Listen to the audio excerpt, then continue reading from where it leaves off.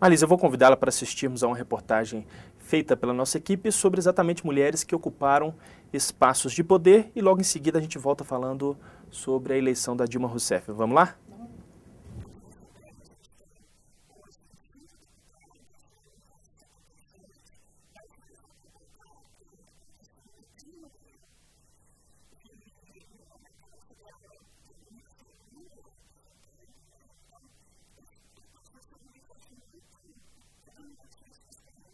À frente do Núcleo de Memória Política da Assembleia Legislativa, a historiadora Valentina Gomes Samariba afirma que as parlamentares enfrentam preconceito dos colegas. A mulher tem menos espaço, menos tempo na televisão, menos recursos financeiros para investir na campanha. E mesmo quando ela consegue um sucesso eleitoral, que é uma coisa muito rara, né? Mas mesmo quando ela consegue isso, ela vai enfrentar depois no parlamento uma situação assim de discriminação. Discretamente, com muita competência, uma nova geração de mulheres está ocupando espaços de poder na sociedade. E aqui, no 36º Batalhão de Vespasiano, quem comanda é uma mulher, a tenente-coronel Cláudia Araújo. Foi apenas trabalhando que nós conseguimos demonstrar que não viemos disputar espaço, mas sim auxiliar o companheiro masculino nas atividades típicas e próprias de polícia. Eu observo que a mulher hoje ela tem todo o apoio dos colegas do sexo masculino, mas ela tem que ser profissional. Ela sendo profissional, ela concorre em pé de igualdade e deixa de ser vista como mulher. É uma profissional na área que ela atua. Márcia Milanês é uma pioneira. Com 40 anos de carreira, hoje ela é desembargadora e terceira vice-presidente do Tribunal de Justiça.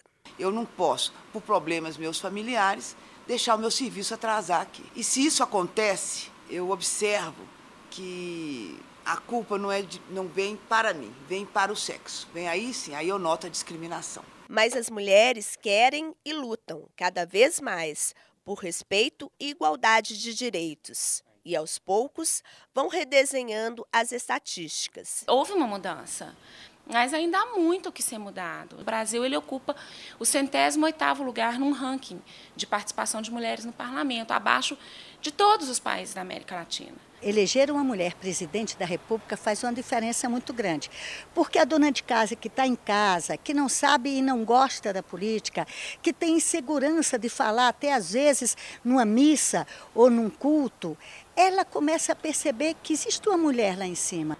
O que eu penso é que homens e mulheres têm metas, têm objetivos e têm espaços a conquistar. E cada qual, dentro das suas características, dentro das suas peculiaridades, vai chegar. É uma questão de você estabelecer meta, focar nessa meta e trabalhar para alcançá-la. Marlise, apesar desses obstáculos que nós conversamos no primeiro bloco, as mulheres estão conseguindo conquistar espaços de poder, como nós vimos na reportagem, né? Denilson, são verdadeiras heroínas, eu diria, né? Assim, é claro que há essa diferença do concurso público, né, em relação a outras formas de recrutamento que facilitam, de fato, né, racionalizam mais, né, e diminuem esse nível do preconceito explícito, né, em relação ao recrutamento feminino, né? Mas há um problema que se espalha e que é recorrente. E não é um problema do Brasil, eu acho que é importante mencionar, o Brasil pratica taxas, né, de representação política de mulheres semelhantes aos países árabes, onde as mulheres conquistaram nem um terço dos grandes direitos que as mulheres conquistaram ao longo do século XX aqui no nosso país. Qual que é a situação do Brasil em relação a outros países da América Latina, Marlise? Triste e lamentável, né? Nós estamos dentro do ranking da América Latina. Existe uma instituição na ONU para fazer esse ranqueamento, que é a União Interparlamentar. Ela nos coloca numa posição absolutamente ruim em termos da América Latina e do mundo, né? A média mundial é de 19% e o Brasil só perde na América Latina para a Colômbia e para o Haiti, né, que hoje sequer é um estado estrito sensu, né? Então nós estamos assim, dentro do protagonismo que o Brasil tem na América Latina, essa é uma posição absolutamente indesejável. E o que muda para as mulheres, Marlise, com a eleição da presidenta Dilma Rousseff? Olha, Denilson, eu acho que simbolicamente pode ter efeitos muito positivos, né? Eu acho que a ideia, né, de você poder se projetar e olhar, né, no cargo máximo da nação, e olhar e ver lá uma mulher representada, uma mulher ocupando esse espaço, para muitas meninas que hoje estão aí nos processos, né, cotidianos de socialização, de educação, pode ser um exemplo, né, simbolicamente muito relevante. Ou seja, é tão raro você olhar nesses lugares, né, se você fotografa o parlamento brasileiro, você tira um instantâneo de um ministério, você olhar, praticamente você não vê mulheres. Então, é difícil as meninas também quererem ambicionar a política, que é isso que se diz, né, na rotina, que elas não querem um espaço político, porque elas não se veem nesse espaço político. Então, ver uma mulher na presidência, de fato, pode trazer, do ponto de vista simbólico e cultural, diferenças muito claras. E eu acho que traz uma diferença significativa também em termos de agenda, né?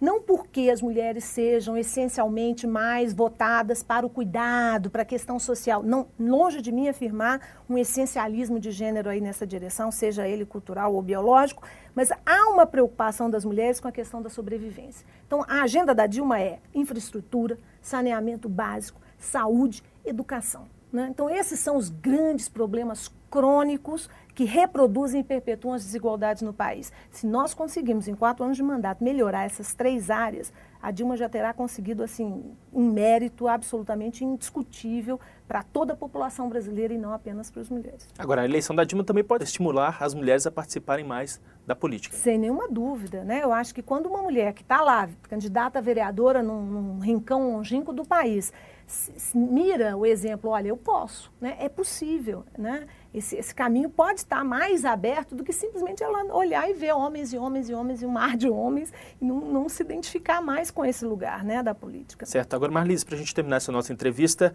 o que falta para as mulheres alcançarem mais espaços de poder na sociedade? A barreira do preconceito ainda é muito grande e é a principal barreira?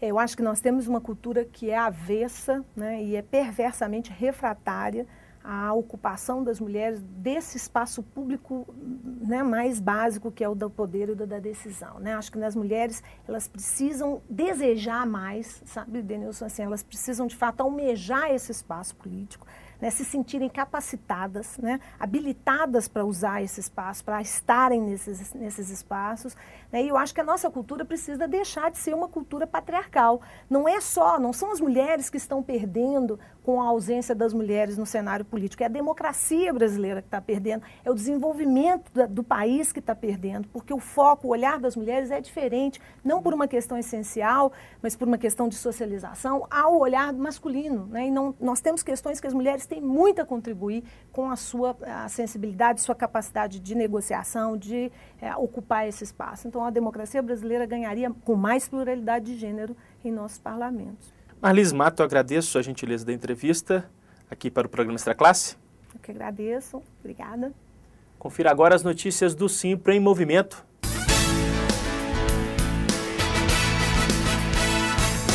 A diretoria do Simpro Minas se reuniu nos dias 19 e 20 de fevereiro para discutir o planejamento deste ano.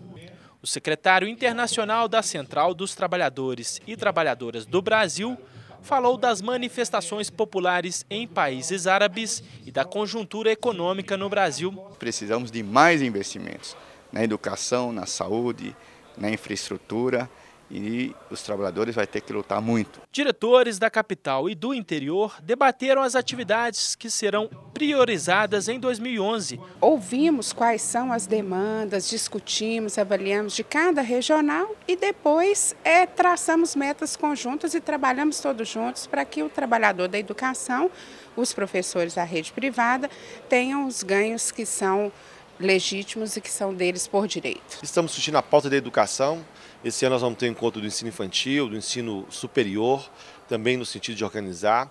E precisamos incorporar uma luta pelo Plano Nacional de Educação de forma efetiva e fazer uma grande luta em torno da educação. Confira agora as notícias da agenda.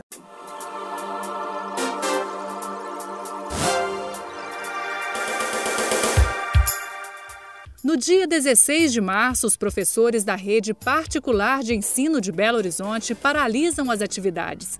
Às 9 horas, haverá uma assembleia no Hotel Bristol, na Rua Tamoios, 341, Centro.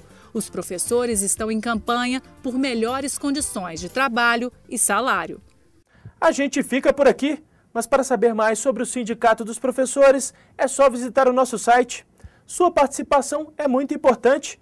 Envie sugestões e críticas para o endereço extraclasse@simprominas.org.br. Um grande abraço e até a próxima semana!